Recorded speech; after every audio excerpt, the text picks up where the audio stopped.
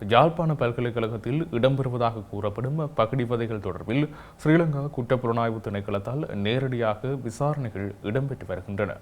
யாழ்ப்பாண பல்கலைக்கழக முகாமைத்துவம் மற்றும் வணிக கற்கைகள் பீடத்தில் பகடிவதைகள் இடம்பெறுகின்றன என்றும் குற்றப்புலனாய்வு பிரிவினரிடம் முறைப்பாடு வழங்கப்பட்டிருந்தது.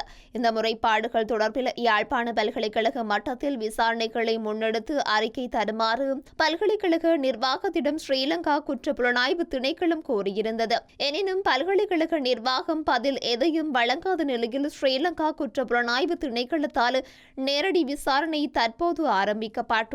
பகுடிவதை எனும் பெயரில் பாலியல் அத்துமீறல்கள், துஷ்பிரயோகங்கள், சீண்டல்கள் என்பவற்றுடன் உடலியல் ரீதியான தாக்குதல்களும் இடம்பெறுவதாக குற்றச்சாட்டுகள் முன்வைக்கப்பட்டுள்ளன. குறித்த பகுடிவதைகள் பல்கலைக்கழகத்திற்கு வெளியே தனியார் வீடுகள், விடுதிகளில் தங்கியுள்ள மூத்த மாணவர்கள் தமது இடங்களுக்கு அழைத்து பகுடிவதை புரிகின்றனர். பல்கலைக்கழகத்திற்கு வெளியே நடக்கும் செயல்களுக்கு பல்கலைக்கழகம் பொறுப்பேற்க முடியாது எனவும் பாதிக்கப்பட்டவர்கள் வெளியே தனிப்பட்ட ரீதியில் காவல்துறை நிலையத்தில் முறைப்பாடு அல்லது வேறு நடவடிக்கை எடுக்க முடியும் என பாதிக்கப்பட்ட மாணவர்களுக்கு பல்கலைக்கழக நிர்வாகம் கோரி வருவதாகவும் பாதிக்கப்பட்ட மாணவர்கள் குற்றச்சாட்டுகளை முன்வைத்து வருகின்றமையும் குறிப்பிடத்தக்கது.